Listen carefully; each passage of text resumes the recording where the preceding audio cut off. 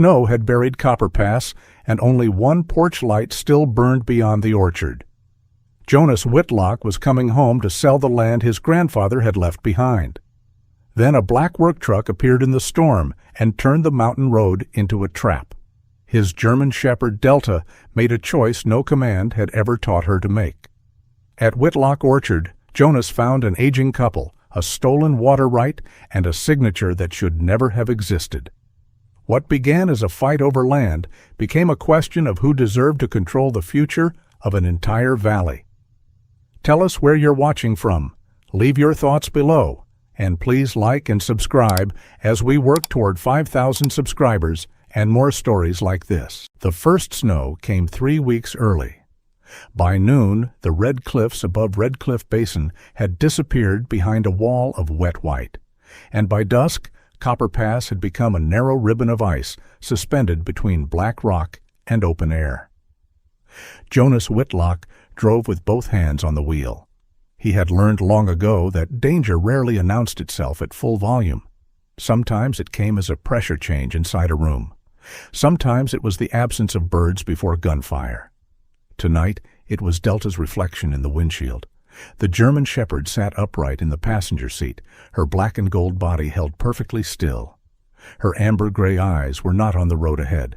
They kept shifting toward the side mirror. Jonas glanced at it.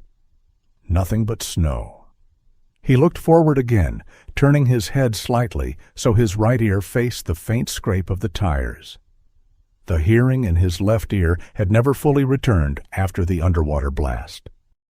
What remained was a low electrical whine, always there, sometimes distant, sometimes filling his skull until the world felt trapped behind glass.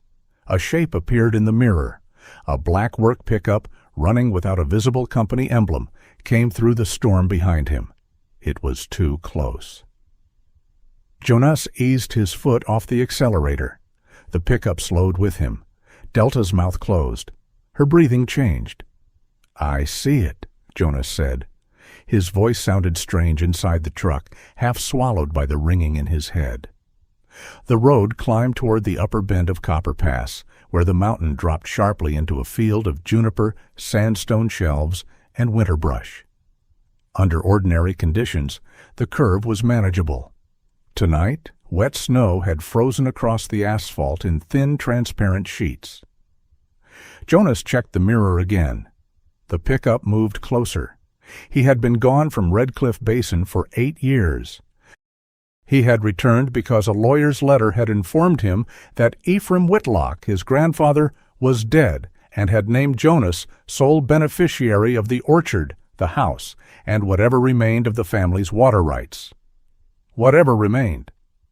The phrase had been typed with the clean indifference of legal language. Jonas had read it twice and felt nothing he could name. Not grief exactly. Grief required warmth before the loss.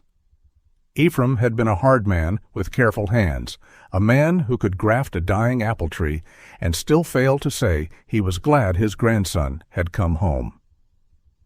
Their last conversation had ended with Jonas standing beside the orchard gate, one duffel bag at his feet, while Ephraim said, "Some men spend their whole lives leaving before anyone asks them to stay." Jonas had left anyway. Now the old man was buried, the orchard was tied up in probate, and Jonas intended to settle the estate, sell the land, and be gone before spring thaw. Delta shifted her weight. The pickup's headlights filled the mirror. Jonas reached toward the center console and lowered his speed again. If the driver wanted to pass, there was a straight section ahead. The pickup did not pass. Instead, it moved left, then right, testing the space behind him. Jonas felt the old calm settle into place. Not peace. Something colder and more useful. He measured the distance to the guardrail, the slope of the road, the angle of the coming turn. His fingers loosened on the wheel. Brace. Delta lowered her body before the word had fully left his mouth. The pickup struck the rear quarter panel. The impact was not hard enough to crush metal. It was precise. Jonas corrected once. The tires caught. Then the pickup hit him again. His truck rotated sideways across the lane. The steering wheel jerked against his palms. The guardrail appeared through the snow, silver and thin as wire. For one impossible second, Jonas saw the driver of the black truck through the side window, a broad figure beneath a dark cap, face turned forward, posture steady. No panic, no mistake. The guardrail folded. Jonas's truck went over. The world lost direction. Snow filled the windshield. Metal screamed against rock. Delta's body struck the harness. The truck slid down the slope, clipped a buried sandstone shelf, and rolled onto its passenger side with a violence that drove every breath from Jonas's chest. His head snapped against the pillar. Then the mountain went dark. Delta woke to the smell of blood and gasoline. The cabin had turned sideways. Broken glass glittered in the snow that had blown through the rear window. Her right shoulder hurt, but her legs held when she pushed herself upright. Jonas hung against the seat belt, his body twisted toward the passenger side. Blood ran from a cut above his temple. One leg was trapped beneath the bent lower dashboard. Delta pressed her nose to his jaw. No response. She pawed his chest. Nothing. The air inside the truck grew sharper. Fuel dripped somewhere beneath them, slow at first, then steady. Delta caught the sleeve of Jonas's olive combat shirt and pulled. The fabric stretched, but his body did not move. She changed her grip and pulled again, claws scraping against the tilted console. The seat belt held. She barked once, close to his face. Jonas's eyelids did not move. Delta backed toward the broken rear window, then returned. She bit higher on his sleeve and braced both front paws against the seat. The cloth tore. Jonas remained trapped. For years, Delta had been taught that leaving a fallen handler was failure. She had been taught to stay between the body and danger, to hold position, to defend until help arrived. But there was no help on Copper Pass. There was only the smell of fuel, the ticking engine, and the cold creeping through the broken glass. Delta stared at Jonas. Then she did the one thing loyalty had never been supposed to look like. She left him. She squeezed through the broken rear window, dropped into deep snow, and clawed her way uphill. The slope gave beneath her paws. Twice she slid backward, chest striking frozen brush. Snow packed between her toes, and a shard of glass caught in the fur near her neck. Still she climbed. At the road, the black pickup was gone. The storm had erased its tracks almost completely. Delta stood in the wind, turning her head. The town lay several miles downhill, hidden beyond the pass. Behind her, through curtains of snow, one weak yellow light burned lower in the basin. A farmhouse beside Whitlock Orchard. She ran toward it. The light belonged to Lloyd and Maribel Fenwick. Lloyd had fallen asleep in a wooden chair beside the stove, boots still on, a pencil tucked behind his left ear. At 72, he had the long-boned frame of a man, built for ladders and narrow machinery, though age had bent him slightly at the shoulders. His hands, thick-knuckled and scarred, rested over a repair ledger he had meant to finish. Maribel sat at the kitchen table beneath a teal shawl, reading by lamplight. Her silver-streaked hair was pinned low with a wooden clip shaped like an apple leaf. A tremor moved faintly through her left hand as she turned a page. The first blow against the door woke them both. The second rattled the latch. Lloyd stood, one hand reaching automatically for the iron poker beside the stove. Delta struck the door again. Maribel looked toward the window and saw the dog's face through the frost, snow-covered, bleeding at the muzzle, eyes fixed on the room. "That's Jonas's dog," she said. Lloyd opened the door. Delta burst inside, carrying the storm with her. She ran 2 steps toward the kitchen, then spun back and seized the hem of Lloyd's trouser leg. "Easy," he said. "Easy, Foreman." Delta pulled. Lloyd looked at the blood on her fur, then at the darkness beyond the porch. His expression changed. He crossed to the old radio mounted beside the pantry door and lifted the handset. "Cora, you awake?" Static answered. Then a woman's voice, rough with sleep. I am now. Dog came in bleeding. Jonas isn't with her. The pause on the radio was brief. Take the crawler, Cora Bellamy said. Not the truck. Bring the canvas litter and both tow straps. I'll stay on the channel. Lloyd was already pulling on his barn coat. Maribel caught his wrist. Her face remained calm, but her fingers tightened around him. You don't lift him alone. I know. You always say that before doing something foolish. Lloyd leaned forward and touched his forehead to hers. Then keep the radio loud enough to yell at me. Delta was at the door before he opened it. The orchard crawler started on the third attempt, coughing black smoke into the snow. It was a narrow-tracked machine built for steep rows, patched in 5 places, and fitted with a front winch Lloyd had rebuilt from an old logging unit. Delta rode on the flat rear platform, body pointed toward Copper Pass. She barked whenever Lloyd drifted from the route. They found the broken guardrail 20 minutes later. The truck lay below on its side, half buried in snow. A faint orange flicker showed beneath the hood. Lloyd stopped breathing for 1 second. Then he moved. Under Cora's instructions, he anchored the winch cable around a thick juniper trunk and descended with the canvas litter strapped across his back. Delta reached the wreck first and forced herself through the rear opening. Jonas had begun to stir, but only enough to groan when Lloyd touched his shoulder. Don't move, son. Jonas opened his eyes without recognition. Lloyd worked the seat belt free and saw the angle of the left shoulder. Cora, shoulders out, legs caught. He's breathing. Stabilize the neck. Don't pull against the knee. The fire beneath the hood brightened. Lloyd smelled burning insulation. Delta pressed herself against Jonas's chest while Lloyd cut the lower trouser fabric and freed the trapped leg from the bent panel. When he slid the litter beneath Jonas, pain brought the younger man briefly awake. His right eye focused. Delta? She's here. That seemed to be enough. Jonas went under again. The winch brought them uphill slowly. Lloyd guided the litter over rock and frozen brush, one hand on Jonas's shoulder, the other gripping the rope. Halfway up, the truck's engine compartment caught fully, throwing orange light across the white ravine. Delta did not look back. By dawn, Jonas lay in Ephraim Whitlock's old bedroom beneath 2 wool blankets. When he woke, the first thing he heard was the ringing in his left ear. The second thing he heard was nothing at all.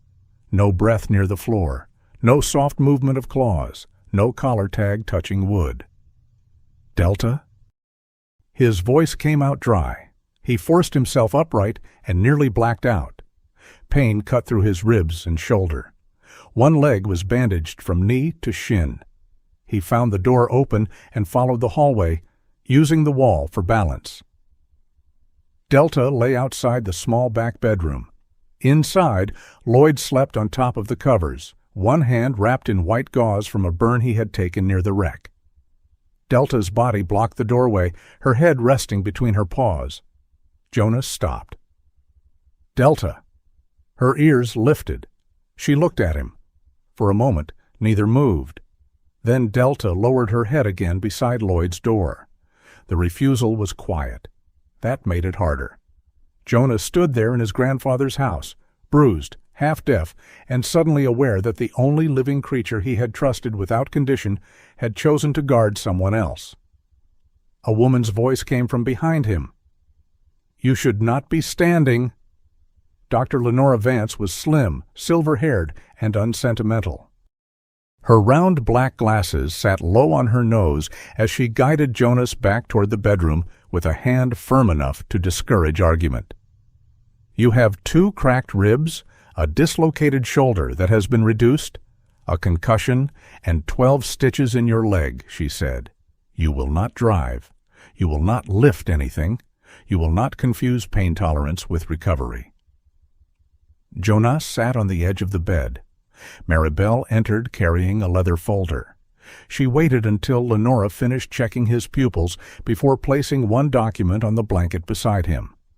The seal at the top belonged to the Red Cliff Water District. Jonas read the first line twice. Final administrative hearing. 10 days. The notice stated that Whitlock Orchard had voluntarily transferred its senior water allocation to a private holding company 6 years earlier. At the bottom was a reproduction of Ephraim Whitlock's signature. Jonas stared at it. Outside the room, Delta remained beside Lloyd's door. And somewhere beneath the ringing in Jonas's damaged ear, something colder than fear began to take shape. Morning came bright enough to hurt. The storm had broken some time before dawn, leaving Red Cliff Basin under a hard blue sky. Snow covered the orchard in clean, luminous sheets, and the red soil beneath showed through wherever wind had scraped the ground bare. Every branch carried a line of white along its upper edge, as if the trees had been drawn in chalk. Jonas stood on the back porch in Lloyd's spare coat and Dr. Lenora Vance's disapproval. She had told him not to walk farther than the kitchen for 2 days. Jonas had waited until she drove away. His left arm remained strapped close to his body, and each breath tugged at the cracked ribs beneath the bandaging. The stitches along his shin pulled whenever he put weight on the leg. None of that bothered him as much as the stillness of the orchard. He had expected neglect. That expectation had been useful. Neglect could be photographed, appraised, and sold. A collapsed shed or dead field asked nothing from the person who inherited it except a signature. But the first row of trees beyond the porch had been pruned. Not recently. Carefully. The lower trunks were wrapped in pale fabric against winter split. The cuts along the branches were clean and angled to shed moisture. Snow had been cleared from the irrigation access plates, and strips of reflective tape marked the places where roots rose too close to the surface. Delta moved ahead of him, favoring her bandaged front paw only slightly. She did not wait for permission. Jonas followed the path between the rows, one hand resting against the orchard fence whenever the ground tilted. The air smelled of cold bark, iron-rich soil, and the faint sweetness of apples stored somewhere underground.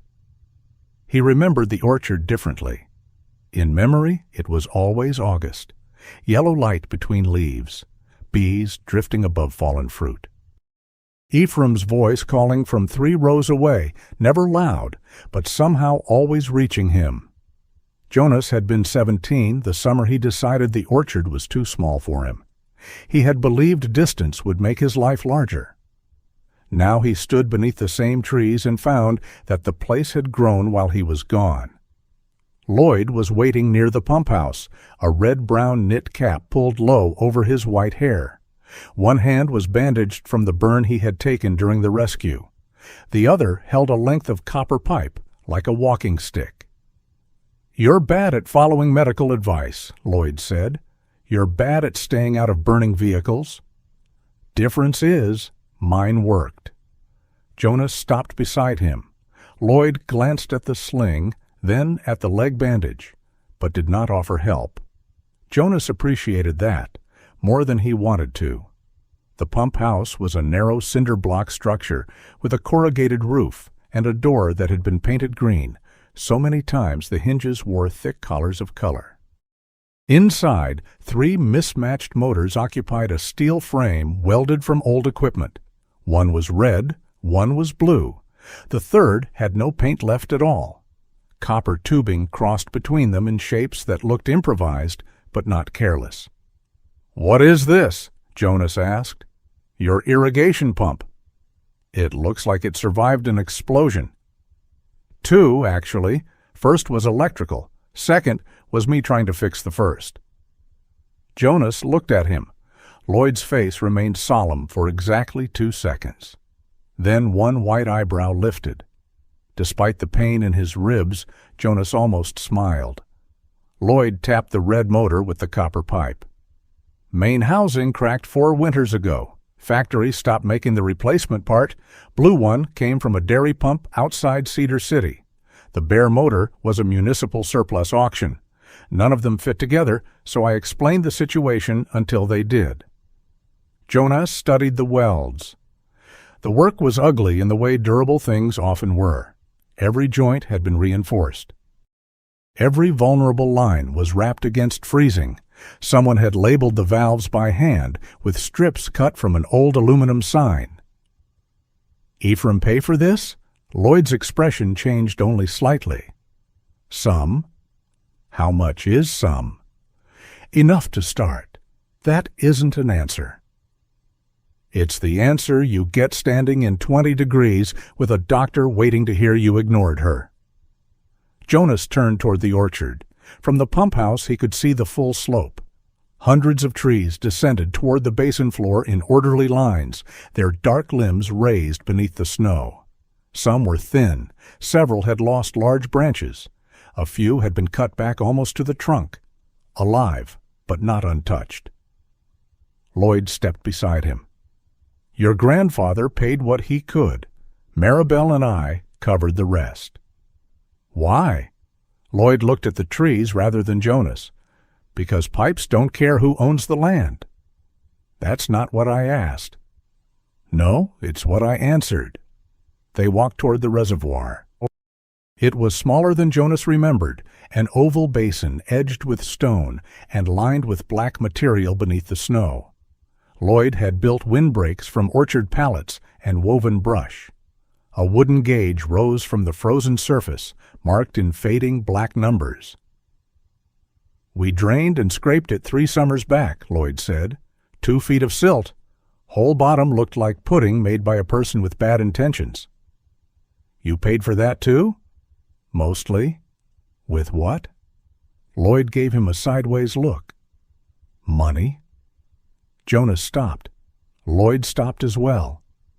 For the first time that morning, the humor went out of the old man's face. "We sold our place in town before the bank did it for us," he said. After that, there wasn't much left to misunderstand. Jonas knew the sentence contained more than Lloyd intended to explain. He did not press. Ahead of them, Delta had moved off the path toward a row of young trees. She sniffed one trunk, then another, until she reached a stake with a strip of blue cloth tied near the top. She sat there. Lloyd noticed. That one was Ephraim's last graft. Jonas stared at the tree.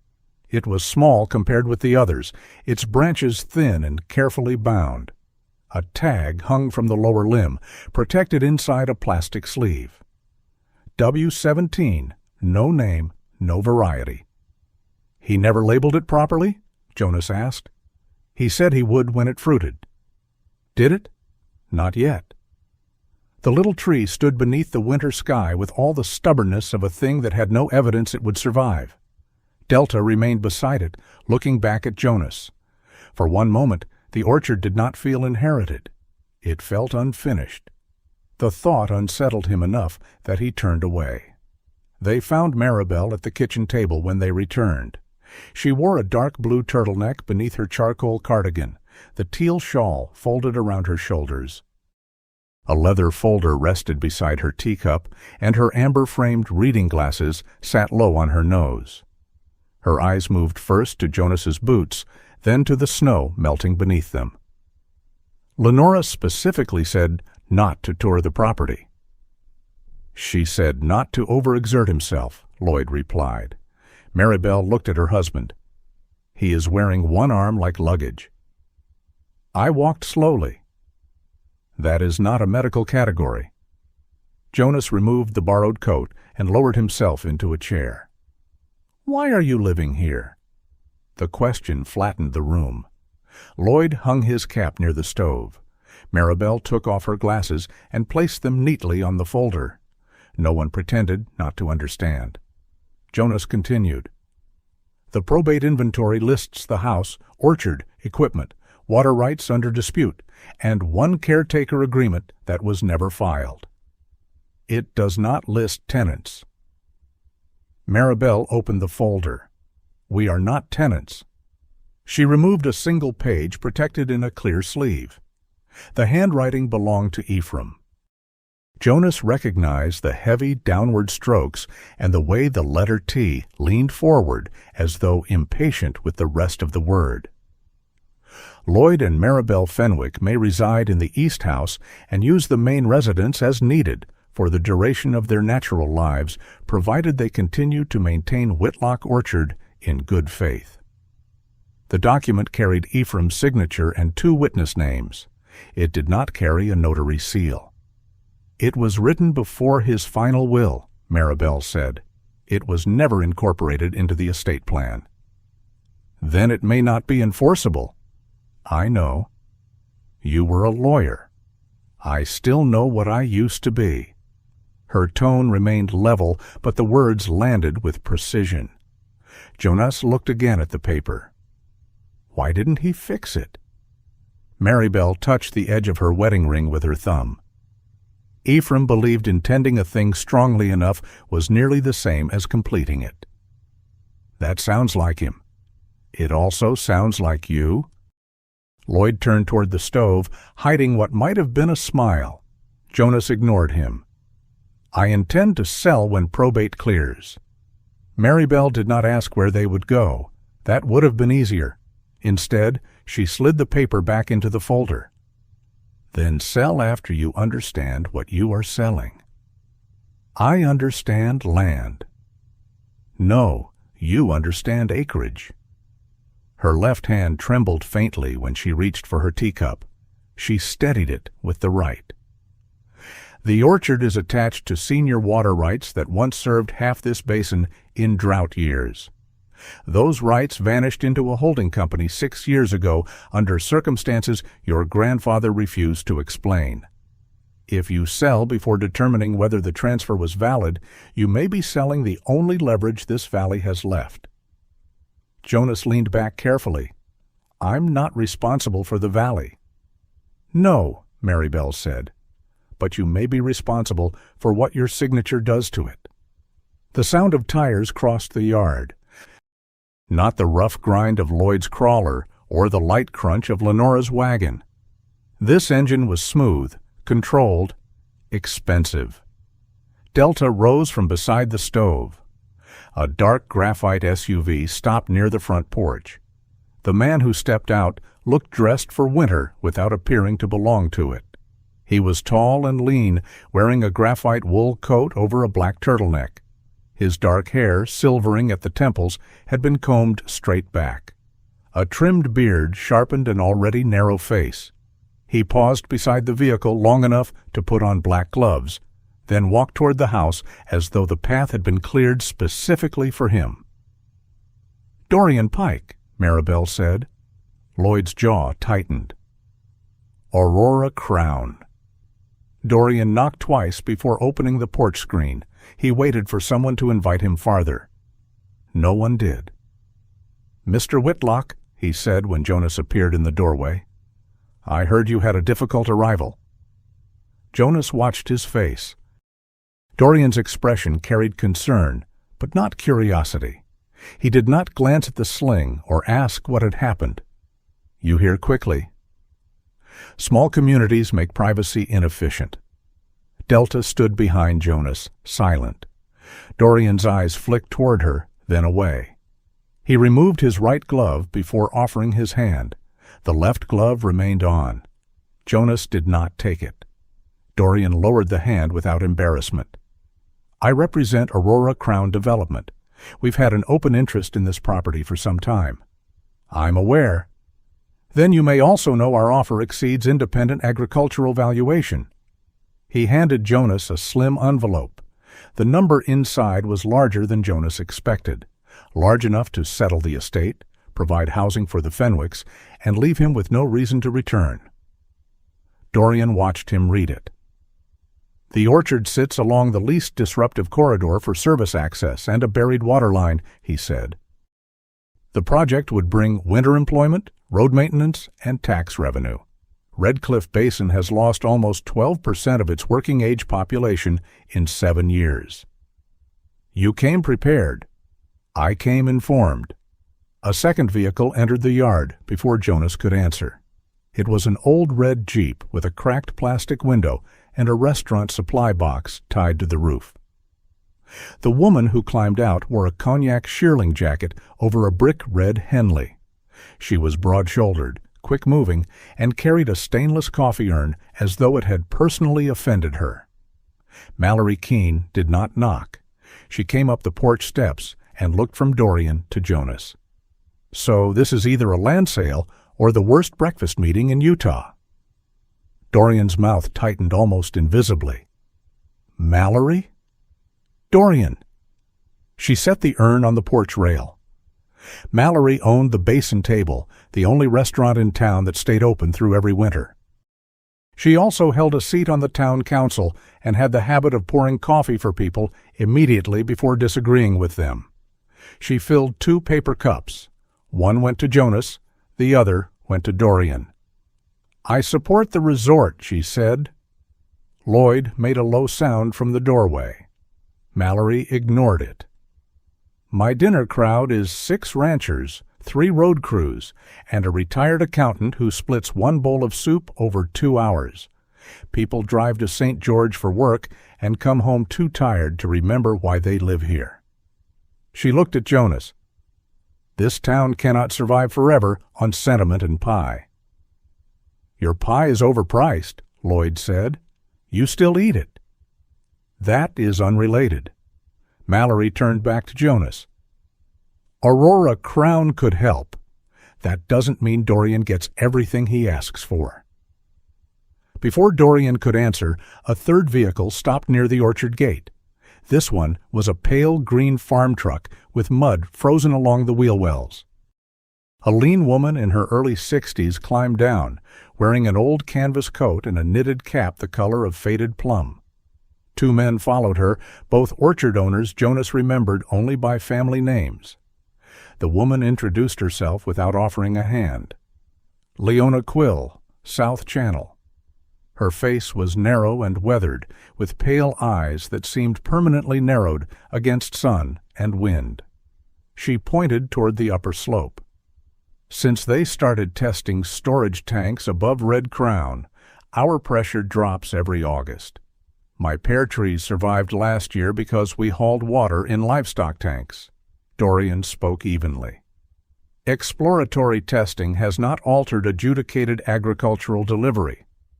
Leona looked at him. "My trees don't read adjudications." Mallory folded her arms. "How long before you lose them?" 3 seasons if the August draw keeps falling. Maybe 2 if we get another dry spring." The argument spread across the porch and into the yard. Jobs, wells, tax revenue, old rights, future needs. Dorian spoke of infrastructure. Leona spoke of roots. Mallory spoke of workers leaving. Lloyd spoke of valves opened at midnight and gauges that no longer matched district reports. Maribel asked precise questions no one answered directly. Jonas stood at the center of it, exhausted by voices that kept slipping in and out of the hearing range of his right ear. He did not want their faith. He did not want their fear. He did not want to become the man expected to save a place he had spent 8 years avoiding. "I am not making a decision today," he said. The words were quiet, but the porch fell still. "I will determine whether Ephraim sold the water or whether someone took it. Until then, no agreement gets signed." Dorian's gaze settled on him. "That hesitation carries costs." "So does pressure." For the first time, something cold entered Dorian's expression. Then it was gone. He placed his glove back on. "My offer remains open." He returned to the SUV. Mallory lifted the coffee urn. "My support is not unconditional." Leona looked toward the orchard. "Neither is our time." Only after the vehicles left did Jonas notice Delta. She was not beside him. She sat in the snow between Lloyd and Leona, facing the orchard rows. Her body touched neither person, but her position seemed deliberate, close enough to guard both, too far from Jonas to be claimed. Jonas called her name once. Delta turned her head. Her amber-gray eyes rested on him, calm and attentive. Then she looked back toward the trees. Jonas folded Dorian's offer and slipped it into his coat. He told himself Delta's position meant nothing. The lie lasted less than a second. Maribel began with a map, not the kind tourists bought at the gas station with scenic roads and red cliffs printed in cheerful colors, but a water district survey spread across the dining table beneath 4 ceramic mugs and a brass lamp. Blue lines crossed the paper in branching veins. Some were solid, some dashed, some marked with small numbers that meant nothing to Jonas until Maribel touched them with the capped end of her fountain pen. "This is the land," she said, indicating the heavy black boundary around Whitlock Orchard.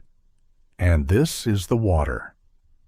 Her pen moved to a series of blue channels that began high beneath Red Crown and descended toward the basin. They are not the same property. Jonas sat opposite her with his injured arm supported against his ribs. Morning light reached through the kitchen window and turned the snow outside almost white gold. It was a beautiful day for learning that an inheritance might be worthless. Lloyd stood near the stove, pretending to adjust the damper while listening to every word. Delta lay beneath Maribel's chair. Jonas noticed that before he noticed anything else. Maribel opened a second folder. In much of the American West, land can be sold without the water attached to it. Water rights can be leased, divided, transferred, challenged, abandoned, or separated from the acreage they once served. Abandoned? If they are not put to recognized beneficial use for a long enough period, yes, though the exact rules are more complicated than people like to admit at kitchen tables. And Whitlock Orchard?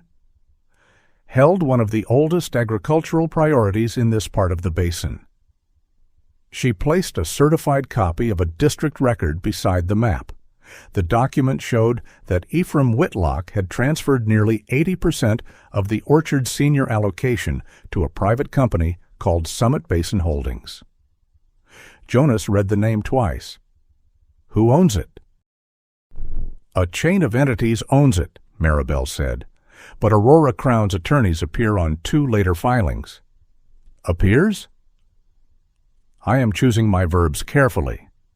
Jonas looked down the page. The transfer date was 6 years earlier. The allocation figures were precise. The language was dry and complete. At the bottom sat Ephraim's signature. Jonas knew the shape of it. The hard downward stroke through the E. The narrow loop in the W. The final line that always ended too sharply, as though his grandfather had run out of patience before finishing his own name. It was not a clumsy imitation. It looked real. That is his signature, Jonas said. Yes.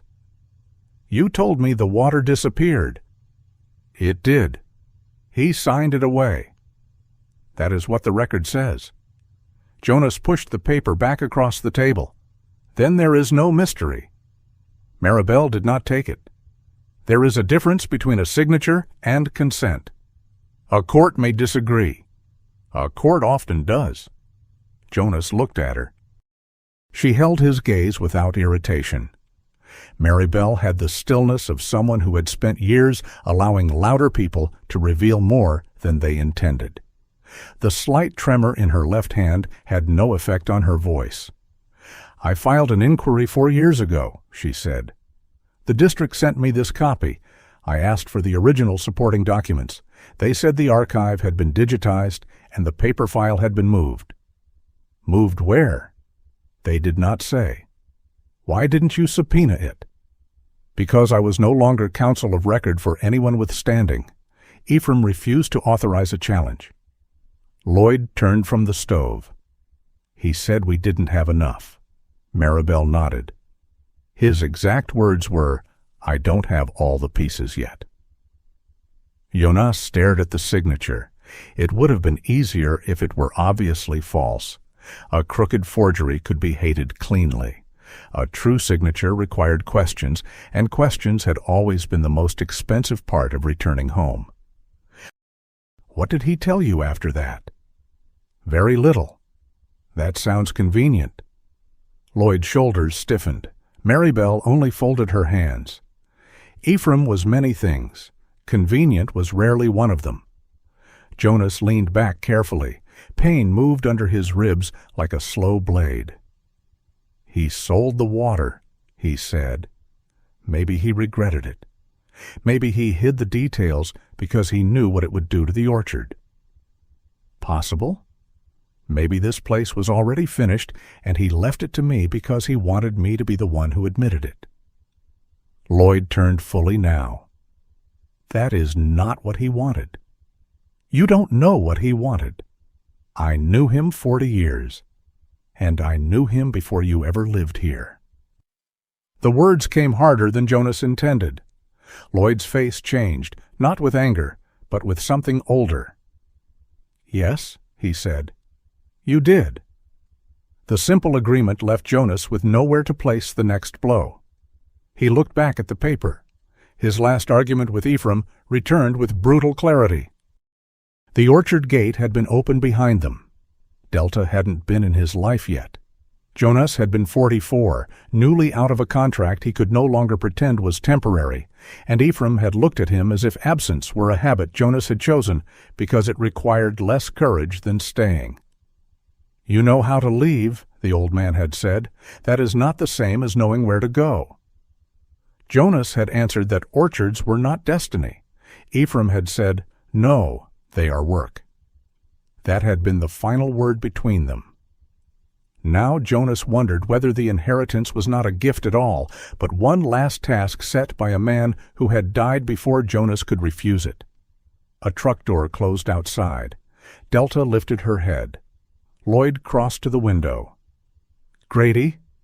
Maribel's expression tightened. The man who entered the house a minute later brought no folder thick enough to look threatening. Grady Sloane carried only a leather portfolio and a paper bag from the basin table. He was 57, softly built through the middle, with neatly parted gray-brown hair and the pleasant, healthy complexion of a man who had spent most winters behind government glass. His camel coat was brushed clean. Snow had not been allowed to remain on his shoes. "I thought peace offerings might be more useful than another stack of forms," he said, lifting the bag. "Mallory's cinnamon rolls are not yours to offer," Lloyd replied. Grady smiled. No public official should claim credit for Mallory's baking. He placed the bag on the counter and waited until Jonas sat before taking the chair nearest the end of the table. He aligned the portfolio carefully with the edge. "I wanted to introduce myself before the hearing," he said. "Grady Sloane, Administrative Director for the Red Cliff Water District. I know who you are." "I assumed you might." His voice was mild, neither apologetic nor defensive. Jonas turned his right ear toward him. Grady noticed. He shifted his chair slightly without mentioning it. The gesture irritated Jonas more than if the man had ignored the injury. "I understand the transfer record has raised questions," Grady said. "It raised 80% of the orchard's water. The number is substantial." Was the signature verified? "It was notarized and accepted under district procedure." That was not my question. Grady placed both hands on the portfolio. "I am not a handwriting analyst." "Yet your office approved the transfer." "My office processed a legally complete submission." Maribel spoke from across the table. "The supporting archive was never produced." Grady looked at her. "Mrs. Fenwick, the district responded to your request based on the records available. You provided one scanned page. We provided the recorded instrument, not the instrument package." Grady's smile faded only slightly. "The distinction will be addressed at the hearing." Lloyd made a sound that could have meant disbelief or indigestion. Grady turned back to Jonas. "I did not come to argue procedure." "Then why are you here?" "To discuss consequences." Outside, sunlight slid across the orchard rows.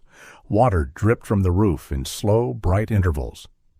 Grady gestured toward the window. Red Cliff Basin has lost businesses, families, and taxable income for more than a decade. The high school graduating class is half what it was 15 years ago. The repair shop closes 2 days a week because there is not enough work.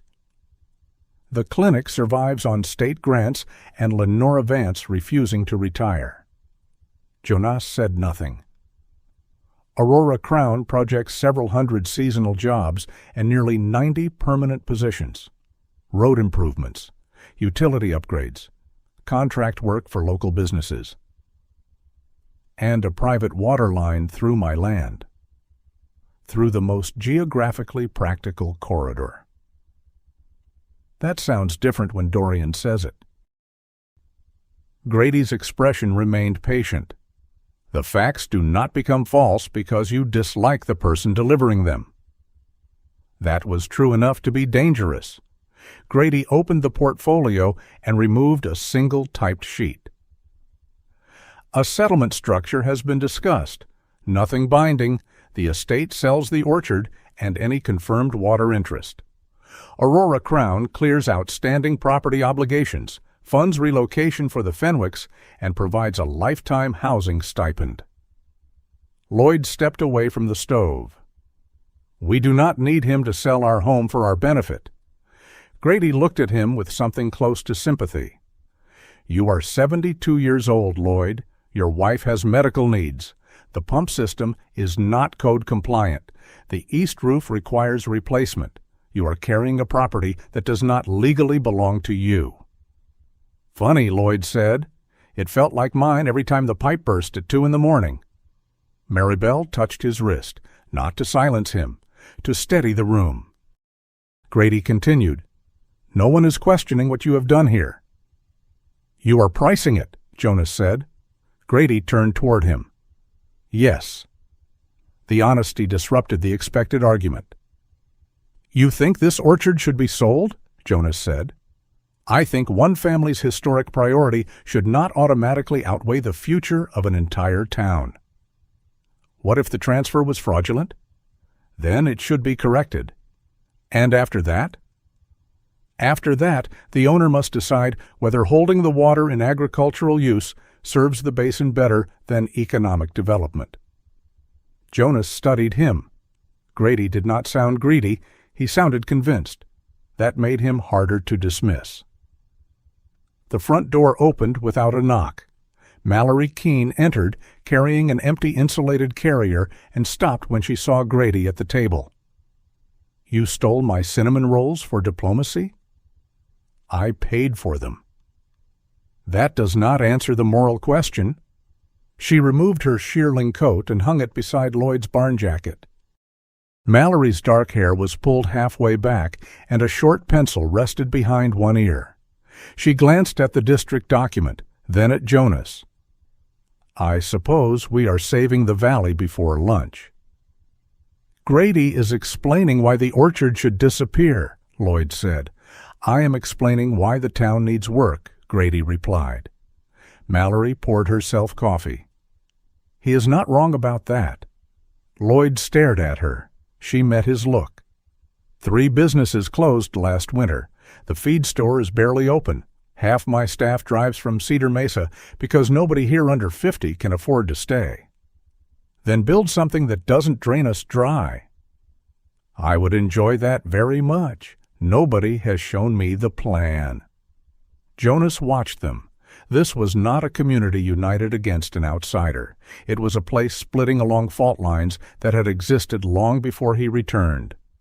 Mallory sat across from Grady. If Aurora Crown gets the corridor, what prevents them from expanding the draw later? Permit conditions. She gave him a flat look. I asked what prevents them. Grady adjusted the edge of the paper. The district and state review process. That was almost an answer. For the first time, Jonas saw impatience move through Grady's face. It vanished quickly. Delta rose from beneath Maribel's chair when Lloyd coughed. The sound was deep and rough, lingering from the smoke and cold of the rescue. He turned away, covering his mouth with the crook of his good arm. Delta crossed the kitchen immediately. She pressed her shoulder against his leg and remained there until the cough passed. Jonas felt something tighten beneath his breastbone that had nothing to do with the cracked ribs. Later, after Grady left and Mallory returned to town, Jonas found Delta beside the pump house with Lloyd.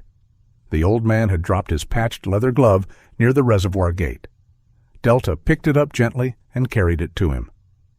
"Good foreman," Lloyd said. He took the glove and scratched the fur beneath her jaw. Delta leaned into his hand. Jonas called her. She looked toward him. For a heartbeat, hope rose too quickly. Then Lloyd coughed again, and Delta stayed where she was. Jonas walked back to the house alone. That evening, he tried once more. His room was cold despite the small radiator. Snowmelt ticked from the eaves outside. He sat on the edge of the bed, removed the aluminum case that held his old ear protection, and placed it on the nightstand. Delta stood in the hallway. "Come on." She took 2 steps toward him. Then she stopped. From the other side of the house came the faint sound of Lloyd clearing his throat and Maribel turning pages at the kitchen table. Delta looked toward the sound. Jonas understood before she moved. She went back down the hall. He remained sitting in the open doorway. The pain was not that Delta cared for Lloyd. The pain was that Jonas had built his life around the belief that there was one creature left who would always choose him first. A man could survive being abandoned by people, he had learned. People changed their minds, made promises, grew frightened, or died. But Delta had been different. She had returned from every search. She had found him in smoke, rain, and dark rooms. She had become proof that he was still someone worth coming back to. Now she was teaching him a truth he did not want. Love could remain loyal without remaining exclusive. The next morning, a courier envelope arrived by certified delivery. The return address belonged to a Salt Lake City law firm representing Aurora Crown Development. Maribel placed it unopened on the table. "Confidential settlement communication," she read from the front. Jonas broke the seal. Inside was a formal offer conditioned on the resolution of probate and withdrawal of all objections to the historic water transfer. The figure was nearly twice Dorian's first proposal. There was a separate lifetime housing allowance for Lloyd and Maribel, medical coverage assistance, and a relocation fund. Jonas read the number again. It was enough to erase the estate's debts, enough to buy the Fenwicks a warm house with no frozen pipes, enough to leave Red Cliff Basin and never again measure his worth against an orchard, an old man's judgment, or the place Delta chose to sleep. Maribel did not ask what he would do. Delta lay beside her chair, her head resting on one paw.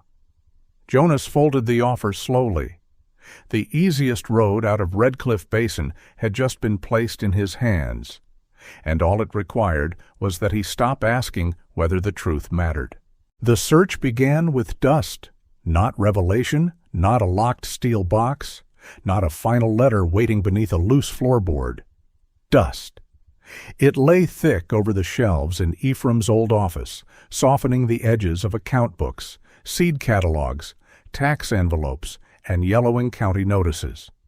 By mid-morning, Jonas had learned that his grandfather had kept everything except the things a lawyer would have advised him to keep together. Receipts for irrigation pipe were tucked inside weather almanacs. Letters from orchard owners had been folded into machinery manuals. A hand-drawn map of the lower aquifer had been used to level one leg of a filing cabinet. Maribel stood beside the desk with her reading glasses low on her nose, sorting papers into careful stacks. Her teal shawl had been replaced by a charcoal cardigan with sleeves pushed to the forearms. When her left hand began to tremble, she anchored the page beneath her palm and continued as if the body were merely another unreliable witness. Lloyd searched the tool shed. Jonas took the attic. Delta moved between all 3 of them, not helping in any measurable sense, but appearing whenever someone dropped something. Jonas found 12 years of pruning records, 4 unpaid equipment invoices, 2 expired hunting licenses, and a coffee tin filled with bolts arranged by size. He found no confession. By noon, the only discovery of consequence was that Ephraim had once ordered 300 feet of pipe without telling anyone what it was for. Could have been the North Channel, Lloyd said from the foot of the attic ladder. Could have been anything? That was your grandfather's filing system. He had a system? He believed he did. Jonas climbed down carefully, protecting his ribs. The pain had dulled from sharp to constant, which made it easier to forget, and therefore more dangerous. Dr. Lenora had called twice that morning. He had ignored both calls, and then felt guilty enough to leave the phone face down. On the kitchen table, Maribel had created order out of chaos. She had grouped the documents into 5 categories: delivery records, district correspondence, private letters, repairs, and documents with unexplained gaps. The last stack was the tallest. Jonas lifted one page. It was a seasonal water report from 7 years earlier. Whitlock Orchard had received less than half its full allocation during the hottest 6 weeks of summer. "Drought restriction?" he asked. Maribel shook her head. No district-wide restriction that year. Equipment failure? Lloyd had just entered from the mudroom carrying a ledger under one arm. He stopped. Jonas saw the hesitation before the old man spoke. No. The room changed.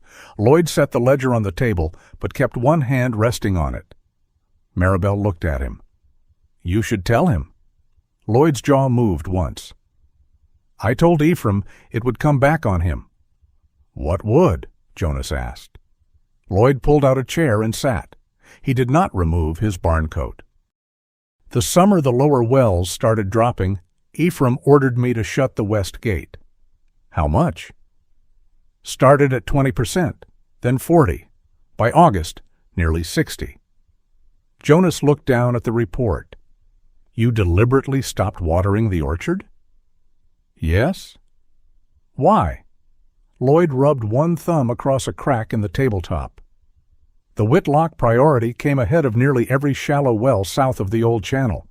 If we drew full volume, Leona Quill's place lost pressure. The Haskett well went muddy. 2 families near Dry Fork had nothing at the taps after dark." Jonas stared at him. "And Ephraim knew?" "He was the one reading the gauges. He let the trees go thirsty. He let some of them go thirsty." The distinction sounded too small for what it meant. Jonas remembered the thin trees he had passed in the western rows, the dead limbs cut close to the trunks, the gaps where whole trees had once stood. How many did he lose? Lloyd looked toward the window. 211 over 3 seasons. The number landed harder than a vague tragedy would have. 211. Not a symbol. Not a sacrifice polished for memory. Trees planted, pruned, watered, watched through frost and heat, then allowed to weaken because drawing enough water to save them might have emptied someone else's well. Jonas looked at Maribel. "You knew?" "Not at first." "When did you find out?" "When I saw the delivery totals and asked why the reservoir was still low." "And neither of you reported it?" "To whom?" Lloyd said. The district would have told Ephraim to exercise his legal allocation or risk weakening the claim. Jonas turned back to him. So he harmed his own property to protect rights he might lose by not using. "Yes? That makes no sense." "It made perfect sense to him." "No, it made moral sense. That is not the same thing." Lloyd gave a tired nod. Ephraim knew the difference. For several minutes no one moved. Outside, meltwater slid from the eaves and struck the porch rail 1 drop at a time. Delta approached Jonas and rested her chin briefly on his knee. He did not reach for her. He was thinking about the orchard as a ledger. Water withheld, fruit lost, families spared.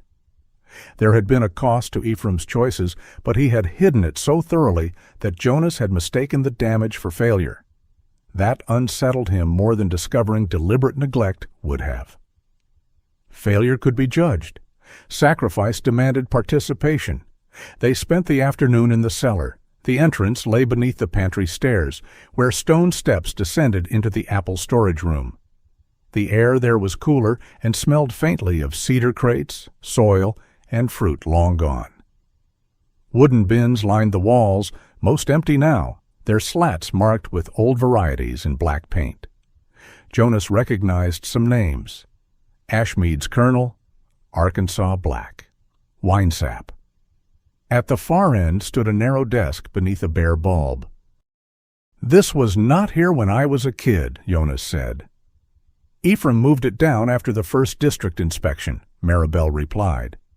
The drawers contained nothing dramatic: pencil stubs, rubber bands, old batteries, a roll of stamps.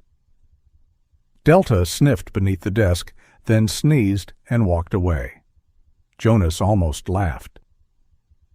It was the first time in days the dog had failed to transform dust into meaning. They found the draft in a wooden produce crate marked "Late Drop." It lay beneath folded survey maps and a stack of blank orchard labels. The document was 12 pages long. The title read, "Red Cliff Basin Water Stewardship Trust." Jonas placed it on the desk. Maribel stood beside him, reading quickly. The language was formal, but unfinished. Several sections contained handwritten alternatives in Ephraim's blocky script. The trust would hold the Whitlock senior water right and distribute access according to priority rules. Domestic drinking water first, emergency and fire suppression second. Permanent orchards and established livestock operations third. Commercial landscaping, recreational storage, and artificial snowmaking last.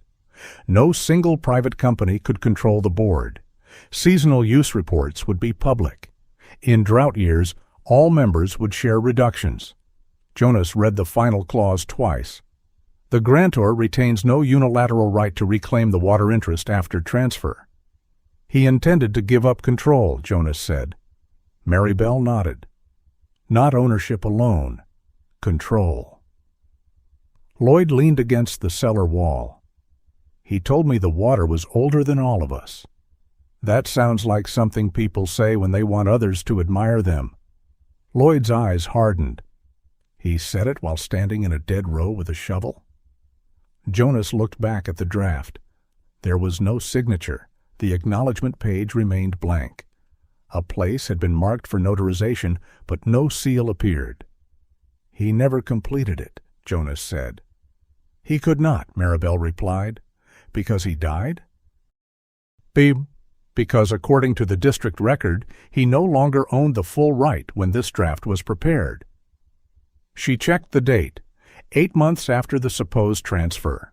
The trust was not evidence that the transfer had been fraudulent, but it proved Ephraim had been acting as though he expected to recover the water. Jonas searched the crate again. Beneath the trust papers lay a photocopy of the first page of a temporary access agreement. It authorized geological surveys on the upper edge of Whitlock land for 90 days. Ephraim's signature appeared at the bottom. The same signature. Maribel laid it beside the certified transfer record. For the first time, the lie became visible, not in the signature, but around it. The temporary survey document referred to 4 attachments. The transfer record referred to 7. The original page number had been covered by a digital footer. The notary stamp appeared in exactly the same position on both documents, down to a faint ink break near the lower edge. They reused the signature page, Jonas said. Most likely. Cut and pasted? Not crudely. The signed page may have been scanned and attached to a different electronic package. Would that survive review? If the person reviewing it expected it to be valid. Maribel traced the footer with one finger. The district's archive should show when each page was scanned, who uploaded it, and whether the file package was altered. Can we request the logs? We already did. They claimed the migration records were incomplete. Lloyd pulled a narrow notebook from beneath the maps. Ephraim wrote names. The notebook held dates, file numbers, short conversations, and observations written in pencil. One entry was underlined twice. N. Crowell says 7-page package does not match 4-page counter copy. Scan code changed after intake, afraid to put it in writing. Jonas read the line again. Nadine Crowell. Records clerk, Maribel said. She worked for the district for 23 years. Where is she now? Retired. Can she confirm this? She stopped answering me 2 years ago. Why? Maribel closed the notebook.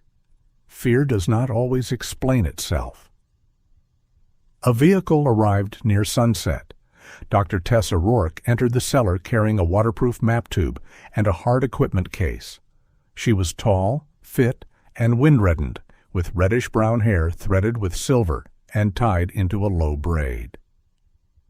She wore a blue shell jacket patched at one shoulder and had marked 3 numbers directly across the back of one glove. She did not waste time admiring the orchard or expressing sympathy about the crash. "Show me the source maps," she said. Jonas liked her immediately.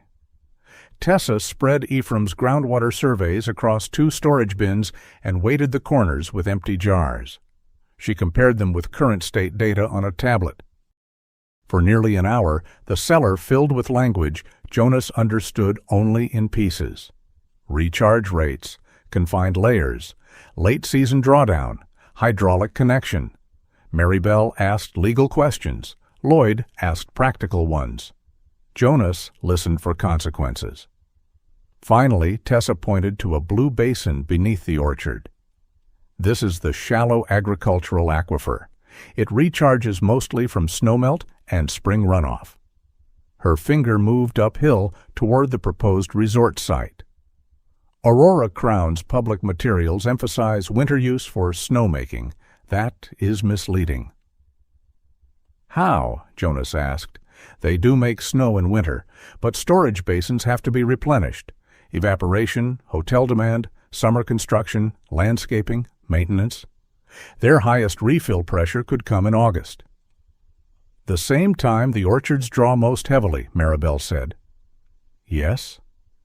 Tessa enlarged a projected draw model. If the full Whitlock priority is moved uphill and used near the permitted maximum, lower well pressure could decline significantly in dry years. Could? Jonas asked. She looked at him directly. Models are not prophecy. Anyone who tells you otherwise is selling something. But the risk is serious enough that I would not approve the transfer without a basin-wide impact study and enforceable seasonal limits. What happens if the water returns to the estate? That depends on what you do with it. The answer remained in the air. Jonas looked at the trust draft. If the transfer were overturned, the senior allocation would return to Ephraim's estate, to him eventually. He could restore every row. He could sell the water to Aurora Crown for more than the orchard itself was worth.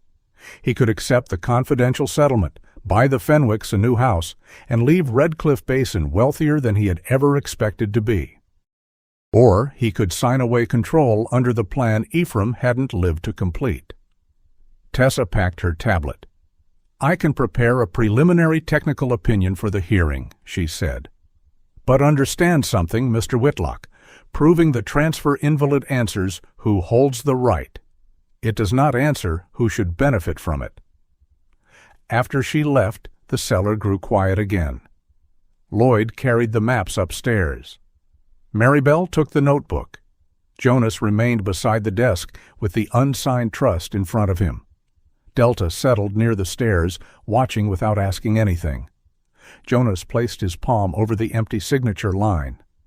All his life, he had believed Ephraim wanted him to inherit the orchard because blood demanded continuity. Now he saw something harsher. The old man had not left him land. He had left him authority over water, livelihoods, and the future shape of the basin. A valuable inheritance would have been easier. This was power disguised as property. And Ephraim, who had spent 3 seasons allowing his own trees to die rather than empty another family's well, had left Jonas to decide what kind of man would hold it next. Copper Pass looked harmless in sunlight. The storm had moved east, leaving the mountain beneath a clean winter sky. Snow lay smooth across the shoulders of the road, and the broken guardrail had already been marked with orange flags by the county. Jonas stood beside it with his right hand braced on the hood of Maribel's station wagon. Dr. Lenora had reluctantly allowed the trip after making him promise not to climb below the road. She had also made him repeat the promise twice, apparently unconvinced that damaged hearing was the only reason he ignored instructions. Delta moved along the guardrail with her nose low. She paused near the bent section where Jonas's truck had gone through, sniffed once, then returned to the same metal post. Her ears sharpened. A low sound passed through her chest. Jonas crouched as far as his ribs permitted. A dark residue remained inside the twisted seam of the rail, protected from snow and road salt. It carried a sharp industrial smell, unlike ordinary engine oil. Delta pressed her nose toward it again. Jonas touched 2 fingers to her collar. That is enough. He did not need the dog to prove anything. A working dog could indicate that a smell mattered. She could not establish where it came from, who had left it, or whether a court should believe it. Jonas had seen too many people turn trained animals into convenient miracles when human evidence was harder to obtain. He photographed the residue, collected a sample with a clean cloth, and added it to the paint fragment recovered from the rear panel of his wrecked truck. The independent mechanic worked from a 2-bay garage near the south edge of town. Eamon Griggs was 63, narrow through the shoulders, with magnifying lenses clipped over his glasses and a gray braid no wider than a bootlace hanging down the back of his work shirt. He had spent 30 years repairing agricultural vehicles and distrusted any machine whose manufacturer required a subscription to open the hood. He examined the paint beneath a lamp, then compared the oily residue with samples from several repair drums. "This top coat is Fleet Black," he said. "Nothing special by itself." Jonas waited. "The primer is more useful.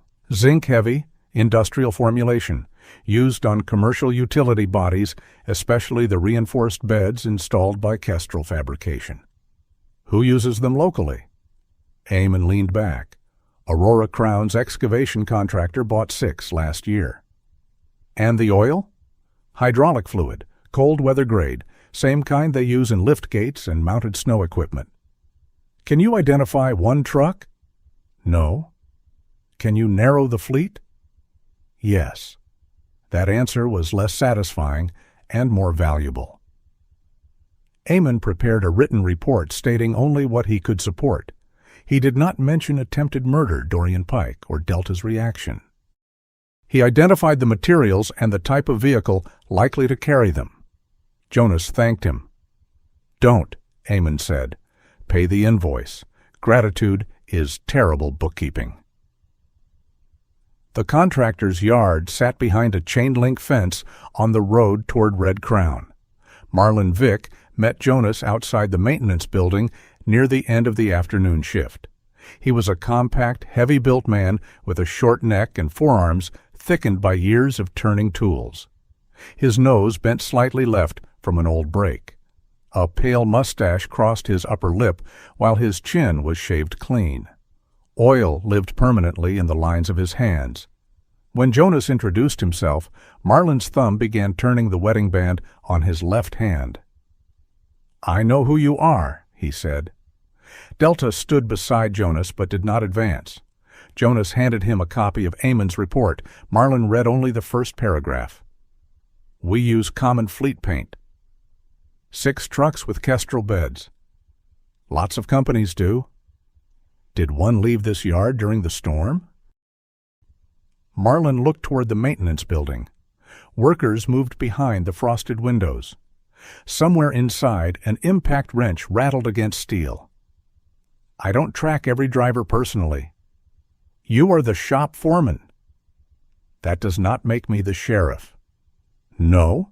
It makes you the man who knows which vehicle came back damaged." Marlon stopped turning the ring. The silence was answer enough, but Jonas waited. Marlon folded the report and gave it back. "You need to leave." Jonas did not move. "Was the front bumper damaged?" Marlon's face tightened. "You were in an accident." "The rear light broken?" "Go home, Whitlock." "Dash camera missing?" Marlin's eyes shifted toward Delta, then back to Jonas. For the first time, fear entered them openly. Some things do not improve because you say them out loud. Jonas understood that kind of sentence. It was the language people used when they wanted cowardice to sound like wisdom. Before he could answer, Marlin walked back into the garage and locked the side door. Jonas returned to the orchard without a confession. He did not tell Lloyd where he had gone. That was his first mistake. His second was leaving Eamon's written report on the kitchen table. By morning, it was gone. So was Lloyd. Mary Bell stood beside the empty hook where his barn coat usually hung, one hand gripping the table edge. He took the crawler. Jonas looked toward the window. The narrow-tracked machine was missing from beside the pump house. Why would he take that into town? Because the Ford's battery is dead, and because my husband mistakes machinery for permission. Delta paced between the mudroom and the porch. Jonas found a note under the sugar bowl. Gone to speak with the mechanic. Back before lunch. Do not organize a search party unless I miss supper. Mary Bell read it once. He knows I hate jokes written in pencil. Jonas pulled on his slate winter coat. You stay here. She gave him a look sharp enough to cut wire. I am not one of your men. No, you are recovering from a stroke and the roads are iced over. And you have cracked ribs, a damaged shoulder, stitches in your leg, and the judgment of a gate left open during elk season. He accepted the comparison because they did not have time to improve it. Mallory drove them into town in the red Jeep. Marlin was already waiting outside the garage. When he saw the three of them, his face lost what little color winter had left in it. He came here, Marlin said before Jonas asked, about an hour ago. Where is he? Left. In which direction? Back toward the orchard. Mallory looked at the empty road.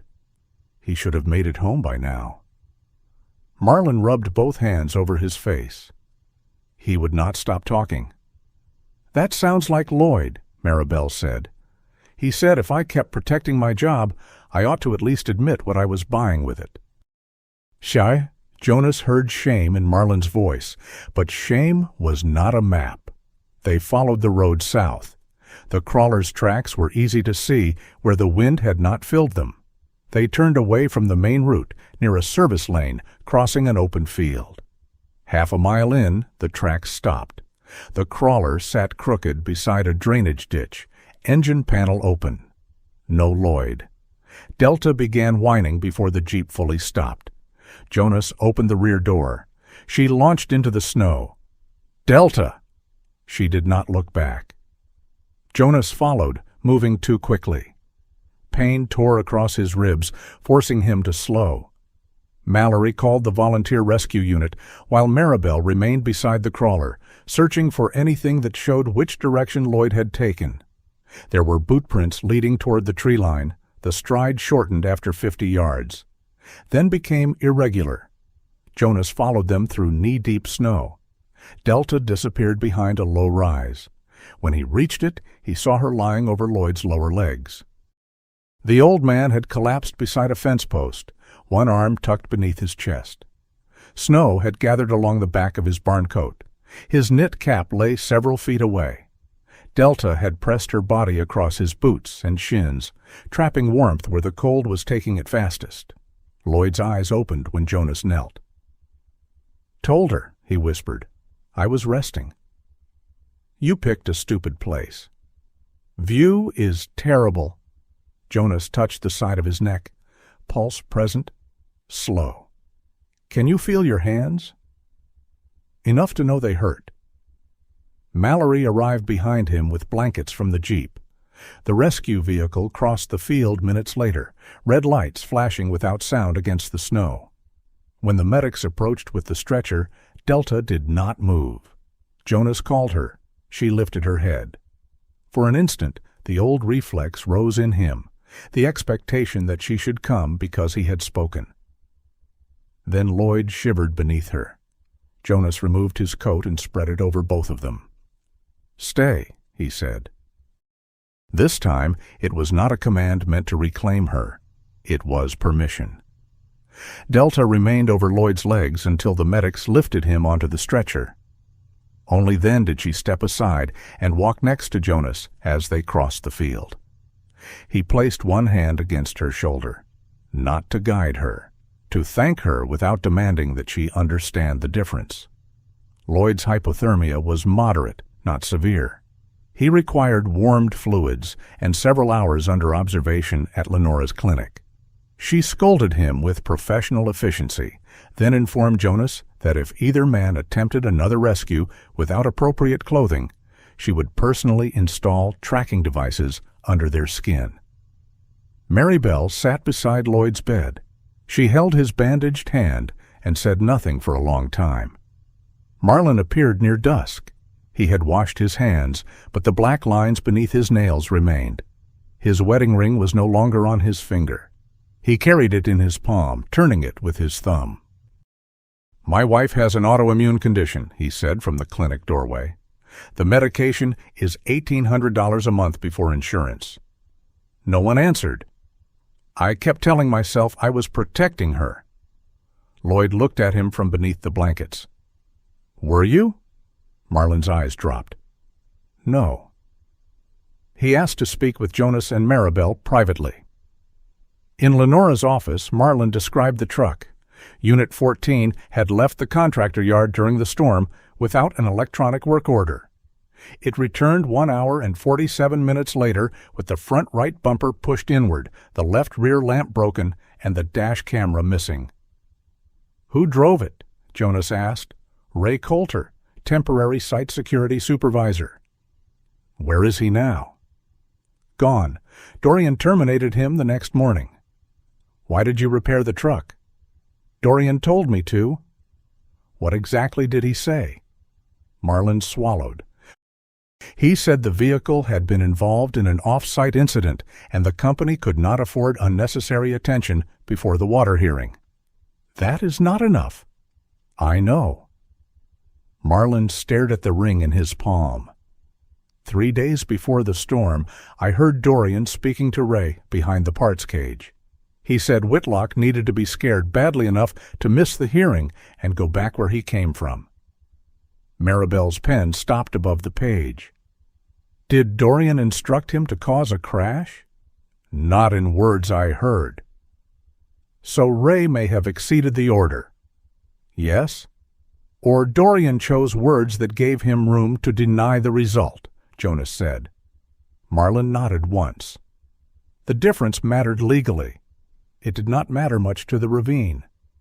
Marlin agreed to provide a sworn statement, maintenance records, employee schedules, and copies of parts invoices used to repair Unit 14. When Jonas asked why he had changed his mind, Marlin looked through the office window toward Lloyd's room. "He came to tell me silence has weight." Marlin closed his fist around the ring. "I did not believe him until I saw what carrying mine had done to an old man." The administrative pressure arrived the next morning. 3 notices were posted on the orchard gate. One ordered an immediate safety review of the apple cellar. Another suspended direct farm sales until the packing area passed inspection. The third warned that Lloyd's improvised pump assembly might violate district equipment standards and could be fined or disconnected pending assessment. Grady's signature appeared on the water notice. No threat, no anger, only procedure. Mallory read the pages and swore softly. "They are making the orchard too expensive to defend." Maribel removed the notices carefully instead of tearing them down. "Then we document every step." A small beige sedan arrived before noon. Nadine Crowell sat inside for several minutes before opening the door. She was 54, full-bodied, with a faded olive coat buttoned to the throat and a cream knit cap repaired by a visible line of darker thread. Her ash-blonde bob curled around a square, tired face. She held a blue notebook against her chest with both hands. Maribel met her on the porch. "You stopped answering." "I know." You knew Ephraim was trying to reach you. I know that too. Nadine did not ask to come inside. She opened the notebook and removed a folded set of printed pages. These are migration logs from the old district archive, she said. I printed them before the system was replaced. Maribel unfolded the first page. Each line showed a file number, scan code, upload date, and user terminal. The temporary survey package had entered the system with 4 pages. 22 months later, the same file number had been reopened from an administrative terminal. 3 new pages were uploaded. The final package was then certified as a 7-page water transfer. Jonas looked at Nadine. You saw this happen? I saw the mismatch afterward, and said nothing. Her eyes stayed on his. My pension vested in 11 months. My husband had just died. I was afraid they would fire me and call it negligence. She spoke without defending herself. I told Ephraim quietly I would not sign a statement.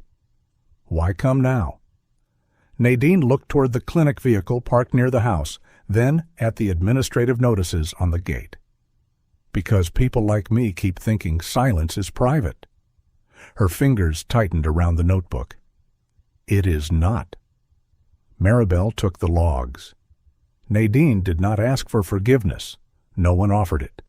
By evening, the kitchen table held 3 kinds of evidence: Eamon's material report, Marlin's maintenance records and draft statement, and Nadine's archive logs. None was enough alone. Together, they formed a shape. Jonas stood by the window while Delta rested near Lloyd's empty chair, waiting for him to return from the clinic. He thought about Marlin protecting insurance, Nadine protecting a pension, Lloyd protecting an orchard, Ephraim protecting wells. Every person believed they were choosing what they could afford to lose. The difference was who paid the cost. Powerful men rarely needed everyone to lie. They only needed ordinary people to stay quiet long enough for the lie to become a record. The county hall had too many windows for a room built to hold arguments. Winter sunlight poured through them in broad white bands, reflecting off the snow outside and making every face appear sharper than it was. Orchard owners filled the first rows. Construction crews in work coats stood along the back wall. Shopkeepers, retirees, well owners, and people who had never before attended a water hearing crowded the aisles. Red Cliff Basin had spent years discussing its future in separate rooms. That morning, all the rooms had become one. Jonas sat at the petitioner's table with Maribel on his right and a stack of documents between them. His shoulder remained stiff, and the long morning had already awakened the pain beneath his ribs. He wore a gray shirt beneath a dark field jacket, cleaner than his orchard clothes, but not formal enough to suggest he trusted the room. Delta was not beside him. Dogs were not permitted beyond the public seating area unless formally designated for access. She lay beneath the second row, between Lloyd's boots and the hem of Maribel's charcoal coat, whenever Maribel returned to her seat. Jonas had not asked for an exception. At the front of the room, Administrative Judge Meredith Halpern arranged 3 pencils parallel to the edge of her desk. She was 63, silver-haired, and narrow-faced, with the controlled posture of someone who did not confuse patience with softness. She wore no robe, only a dark jacket over a high-collared blouse. On either side sat 2 technical members of the review panel, a retired state engineer and a county land use attorney with a reputation for asking questions no one had prepared to answer. Meredith looked over the crowded room. This proceeding concerns the validity of a recorded water right transfer, she said. It is not a referendum on whether Red Cliff Basin likes orchards, dislikes resorts, trusts veterans, or fears corporations. Her eyes moved toward the back, where several Aurora Crown employees stood. It is also not a criminal trial. Evidence of related conduct may be considered only where it bears on motive, credibility, process, or the integrity of the filing. The room settled. Grady Sloan sat at the Water District table with 2 agency attorneys. His camel coat hung neatly behind him. His papers were aligned in exact stacks. Dorian Pike sat 3 seats away with Aurora Crown's counsel. He did not look at Jonas. The first dispute began before any witness was called. Maribel rose and asked that Grady be removed from the district's advisory position during the hearing because his office had processed the disputed transfer, restricted access to supporting records, and initiated enforcement actions against Whitlock Orchard after Jonas challenged the filing. One of the district attorneys objected. Mr. Sloan is the administrative director and possesses necessary institutional knowledge. That knowledge makes him a witness, Maribel replied. It does not make him neutral. Judge Halpern looked at Grady. Did you authorize or supervise any compliance notices issued to Whitlock Orchard within the past 10 days? Grady did not evade. Yes? Did those notices concern operations existing before the present dispute? Yes. Did you disclose that timing to the panel before accepting an advisory role? A pause. No. Meredith removed her glasses. Mr. Sloan, you may remain as a witness and representative of your agency. You will not sit in an advisory capacity, speak privately with panel members, or participate in deliberation. Grady's face remained composed, but when he gathered his papers and moved to the witness table, the room understood what had happened. Not guilt. Loss of control. Maribel began with the temporary survey agreement. She did not use dramatic language. She placed the 4-page document on the display screen and asked Nadine Crowell to identify the intake format used by the district archive 6 years earlier. Nadine sat with both hands around her blue notebook. Under the bright lights, the repaired seam in her cream-colored knit cap looked almost black. She spoke softly at first, forcing people to lean forward. The intake scan records the page count at submission, she said. The file entered the archive with 4 pages. And the later recorded water transfer? 7 pages. When were the additional pages uploaded? 22 months later. A murmur moved through the hall. Judge Halpern raised one finger. The sound stopped. Maribel displayed the migration log. Which terminal made the change? Administrative Station 3. Who had access? Nadine looked toward Grady. Senior district staff, record supervisors, the director. The district attorney rose. Can you identify the individual who physically uploaded those pages? No. Then you cannot testify that Mr. Sloan altered the file. No. Or that anyone acted fraudulently. Nadine's fingers tightened around the notebook. I can testify that the file changed after intake, that the original page count did not match the recorded instrument, and that the altered package was certified without a new signature. Her voice no longer shook. I can also testify that I knew and did not report it. That answer changed the room more than an accusation would have. It left no hero at the witness table, only responsibility. Next came the signature comparison. Maribel placed Ephraim's signed survey permission beside the later transfer. The signature, notary placement, ink break, and page alignment matched precisely. The signature is genuine, Maribel said. The document attached to it is not the document he signed. Aurora Crown's attorney challenged the conclusion. Maribel did not argue as though certainty were a moral virtue. She acknowledged what the documents proved and what they did not. They proved the signed page originated in the 4-page temporary survey package. They proved 3 pages were later added to the electronic record. They did not yet prove who ordered the alteration. That restraint gave the evidence more weight. Marlon Vick testified after lunch. He wore his cleanest denim shirt, but his hands still carried dark stains in the lines near his nails.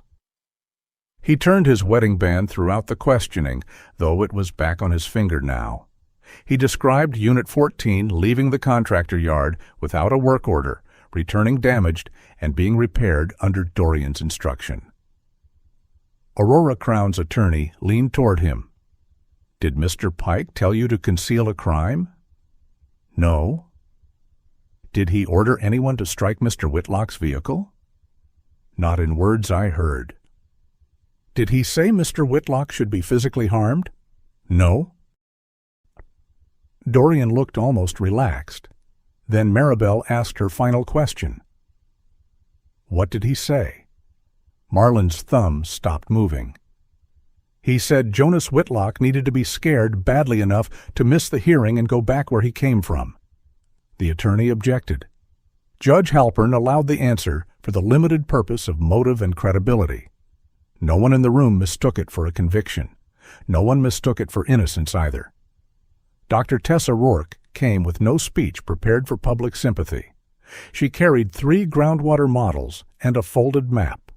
Her reddish-brown braid rested over one shoulder as she explained the basin's recharge cycle, late summer demand, and the difference between winter snow production and annual water replacement. Aurora Crown's experts suggested her projections were conservative. They are, Tessa said. The man hesitated. Most witnesses resisted criticism. Tessa accepted it.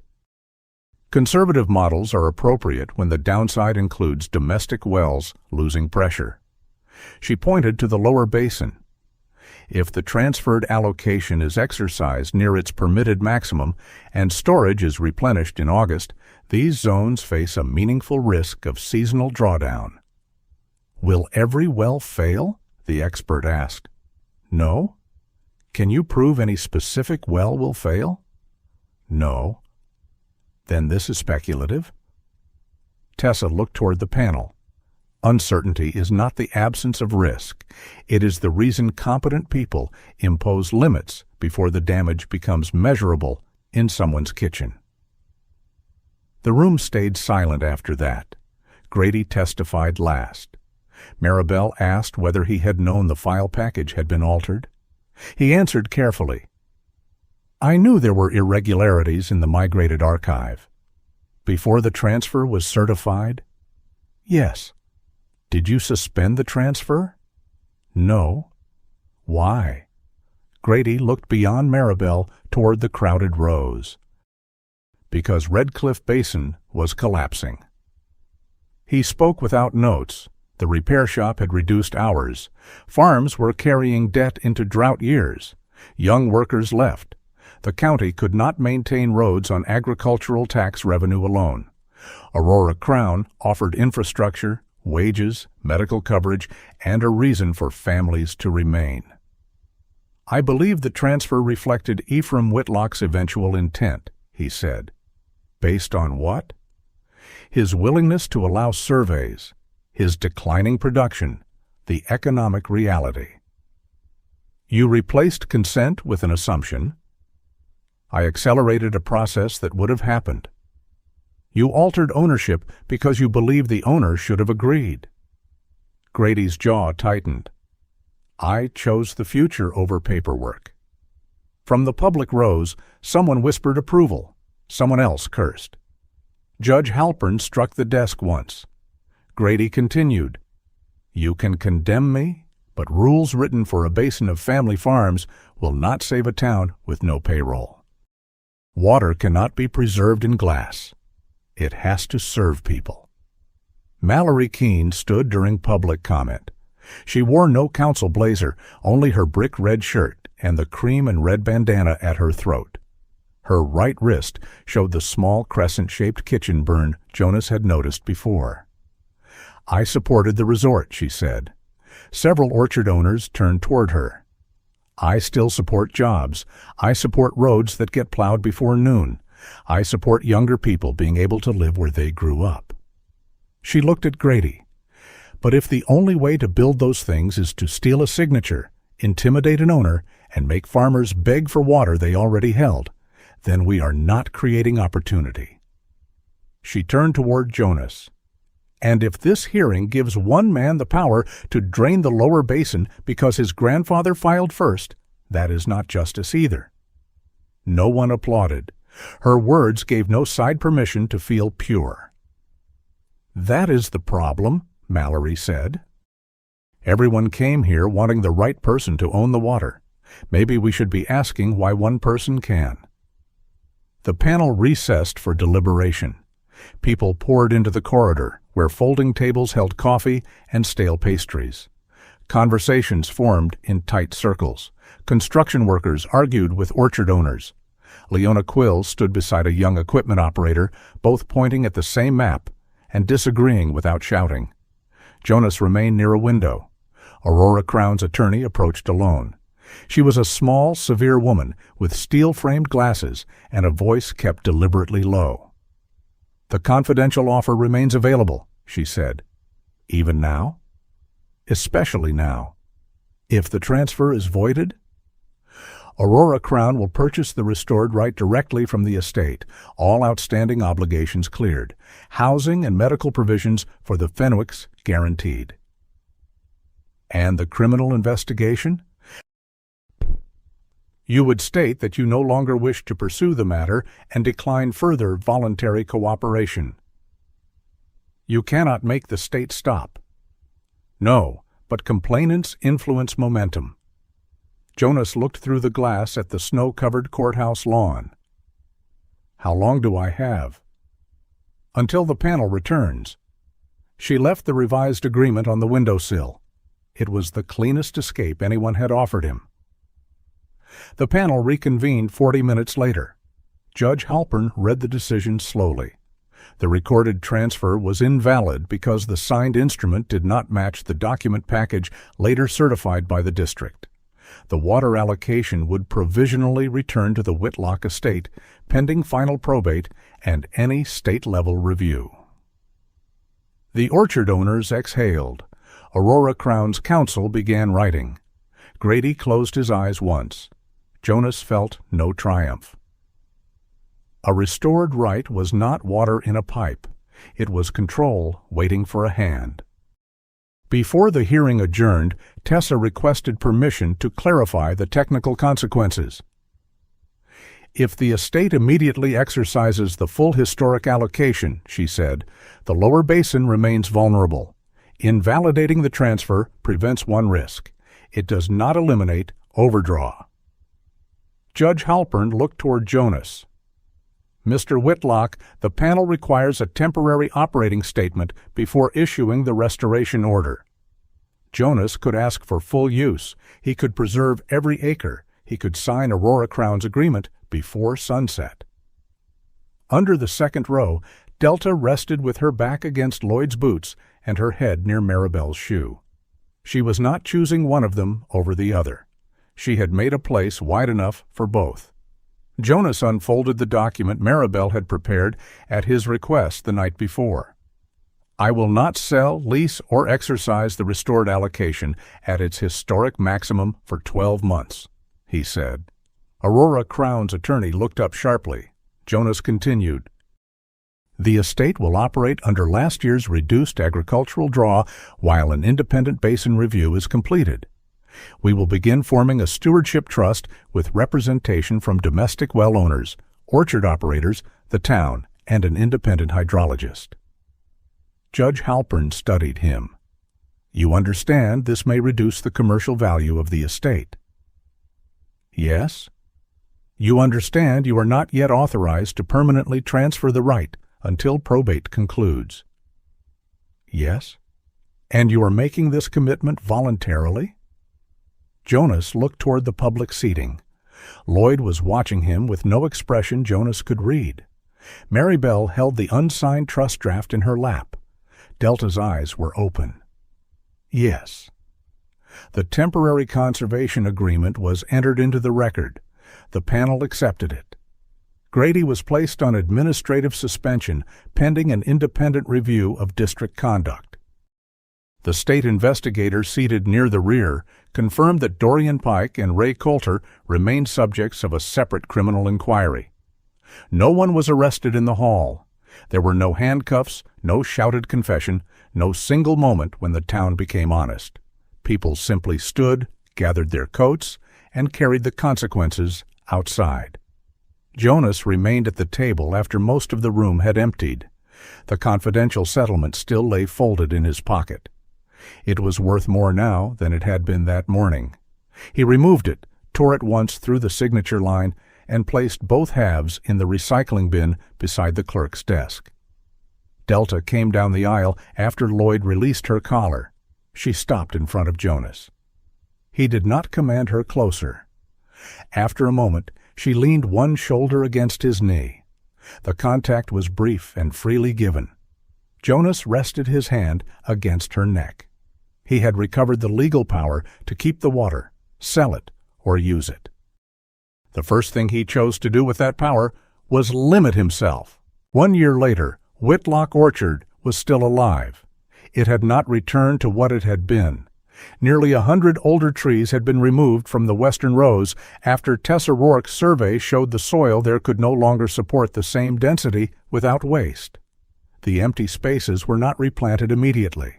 Instead, winter rye covered the red earth, holding moisture and preventing the wind from carrying the topsoil toward the highway. Jonas had resisted that decision for 3 meetings. Then he had voted for it. That was the kind of man he had become. Not softer, exactly. Softer implied surrender. Jonas had simply discovered that listening could be more exhausting than command, and often required more discipline. The Red Cliff Basin Water Stewardship Trust met on the first Tuesday of every month in the old packing shed, now insulated and fitted with second-hand heaters. The long table had once held apple crates. It now held groundwater charts, delivery schedules, repair estimates, coffee rings, and arguments. Mallory Keene usually arrived first. She kept the minutes in a ledger thick enough to stop a small caliber round, and opened every meeting by reminding the room that protecting water was not an excuse to protect incompetence.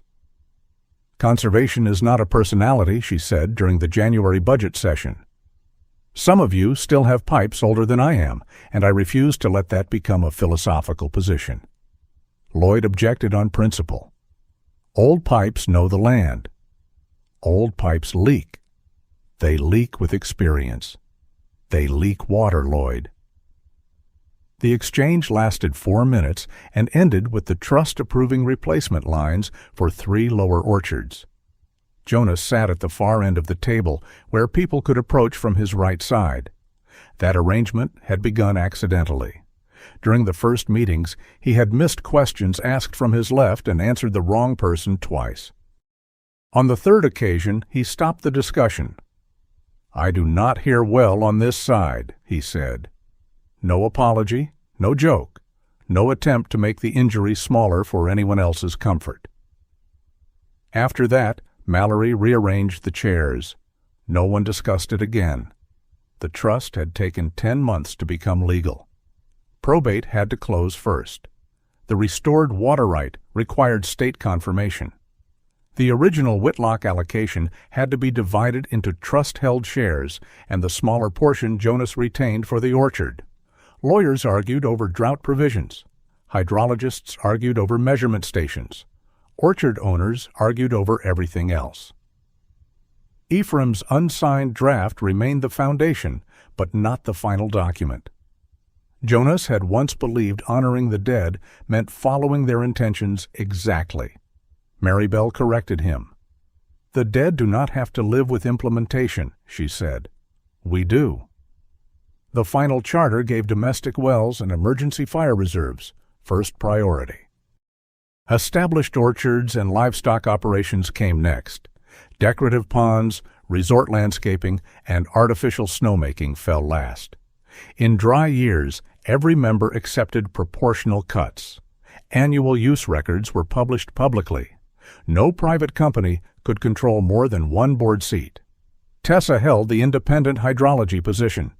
A second permanent seat belonged to Abel Yazzie, a 64-year-old watershed technician whose family had worked the upper basin long before county boundaries gave the streams official names. Abel spoke rarely during meetings, but when he did, everyone stopped pretending maps began with the people who printed them. "The aquifer does not know who filed first," he said at the signing ceremony. "It only knows what leaves and what returns." Jonas transferred most of the restored Whitlock right into the trust on a cold morning in March. There was no crowd, no ribbon. Only Maribel, 2 state witnesses, a notary, and Delta asleep beneath the table. Jonas signed 6 times. The final signature transferred control he could never reclaim alone. His hand paused above the last page. Not because he doubted the decision, because he understood it. Property could be inherited in an afternoon. Restraint had to be chosen repeatedly. Aurora Crown's original Red Crown project had collapsed under investigation, financing delays, and the withdrawal of its primary insurer. Dorian Pike had been indicted on charges related to witness intimidation, evidence concealment, and conspiracy. Ray Coulter accepted a plea agreement in the vehicular assault case. Grady Sloan lost his position at the Water District. He was not sent to prison immediately, nor did the town suddenly agree on what he had been. Some called him corrupt, others called him desperate. A few still believed he had tried to save Red Cliff Basin by methods no one else had the nerve to use. Jonas did not spend much time deciding which label was most satisfying. The damage remained regardless. The county rezoned the Red Crown Development Corridor. Any future project would require independent groundwater review, closed-loop water recycling, seasonal draw limits, and public reporting before construction. Some residents complained that no developer would accept such conditions. Mallory's answer was simple. Then they were not bringing opportunity, they were bringing appetite. She joined the trust board and helped convert the orchard's unused eastern packing building into a cooperative cider press.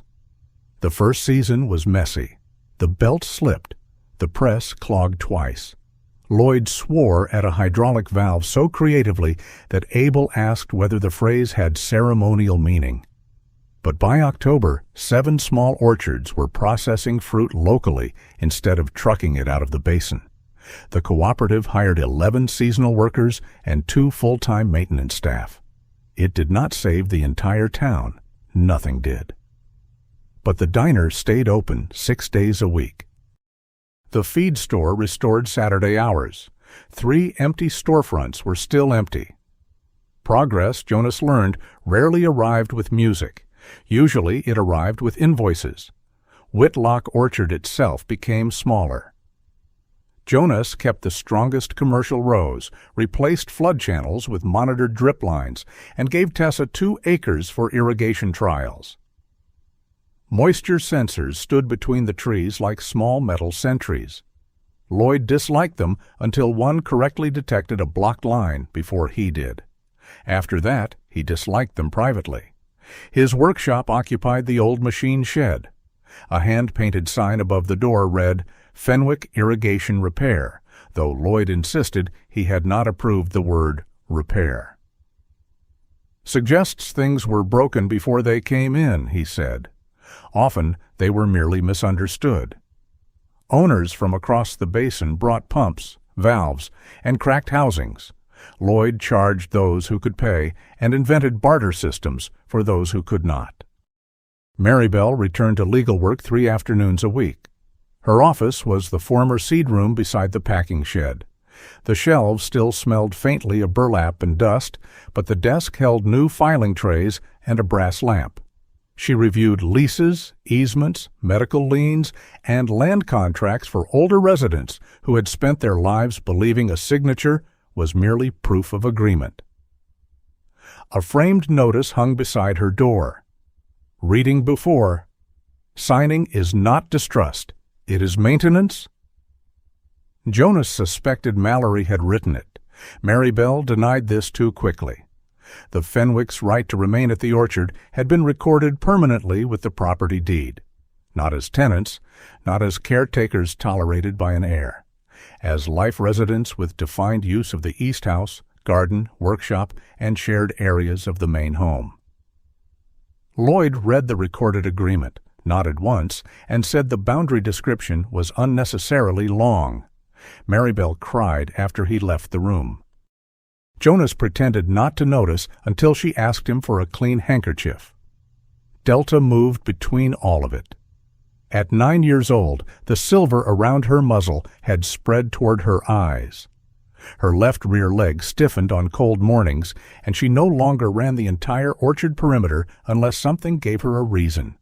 She still inspected the workers. She still stood between raised voices when meetings grew too heated. But increasingly she chose warmth over duty.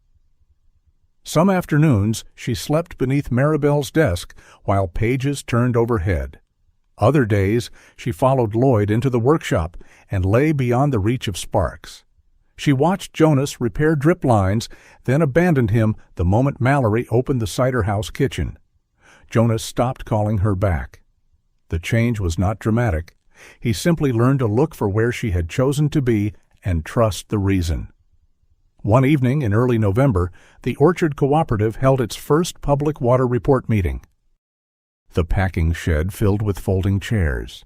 Charts showed how much water each member had used, how much had returned to the shallow aquifer, and where losses still occurred. The numbers revealed that Whitlock Orchard had reduced summer draw by 28%, while producing nearly the same marketable fruit from fewer trees. The lower wells had held steady through August, not improved, not healed forever, held steady. When the meeting ended, an elderly orchard owner approached Jonas from his left and began asking about spring allocations. Jonas caught only fragments. Years earlier, he would have reconstructed the sentence from context and answered with confidence he did not possess. This time, he raised one hand. "Stand on my right, please." The man moved without embarrassment. Jonas listened again. It was a small moment. No one else noticed. But something inside him did. For much of his life, he had treated every visible limitation as a door someone else might close. He had concealed pain, hearing loss, grief, and uncertainty until concealment became a form of loneliness. Now he had meetings, neighbors, arguments, and a dog who belonged wherever she was needed. There was little room left for loneliness to remain impressive. The first snow arrived that night. It came gently, nothing like the storm that had driven him off Copper Pass a year earlier. Large flakes settled over the dormant branches and gathered in the empty western rows. Jonas woke after midnight to the sound of metal. For one violent second, he was back in the truck. Guardrail folding, glass breaking, the left side of the world disappearing into the ringing inside his skull. He sat upright, breath trapped high in his chest. The room was dark except for snowlight. No smoke, no fuel, no crushed dashboard. Only the old house settling in the cold. Jonas waited until his hand stopped shaking. He did not tell himself it was nothing. It had been something. It remained something. The bedroom door stood open. He had begun leaving it that way in spring. At first, Delta slept in the hallway, then near Lloyd's room, then beside Maribel's chair downstairs, where the stove stayed warm longer.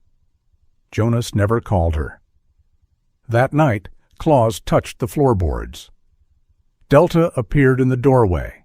She stood there for a moment, silvered muzzle lifted, listening to his breathing. Jonas said nothing. She crossed the room, turned twice at the foot of the bed, and lowered herself onto the rug. Her body settled with a long exhale. Not summoned, not commanded, not reclaimed. Chosen. Jonas lay back against the pillow. He understood then that Delta had never returned because he owned her loyalty. She returned because the house had become large enough to hold all the people she loved without asking her to divide them. Before dawn, Lloyd coughed once down the hall. Delta lifted her head. Jonas watched her listen. Then, satisfied by the silence that followed, she lowered her head again and stayed.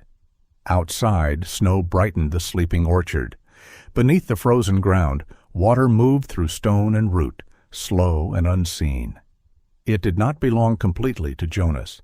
It had not belonged completely to Ephraim. It did not belong to the orchard owners, the town, the trust, or any company that could put a price beside its name. What they possessed was not the water itself, only a temporary authority over what happened before it reached the next person. Jonas rested one hand near Delta's back without touching her. Spring would bring new disputes. There would be dry years, failed pumps, careless boards, and people who believed good intentions exempted them from scrutiny. The promise was not that Red Cliff Basin had solved the future. The promise was that no one person would decide it alone. Delta slept beneath his open door. And under the branches waiting for another season, the water continued toward people who had not yet arrived. Sometimes the truest measure of a person is not what they are able to claim, but what they are willing to protect for someone they may never meet. Jonas could have kept the water, sold it, and walked away.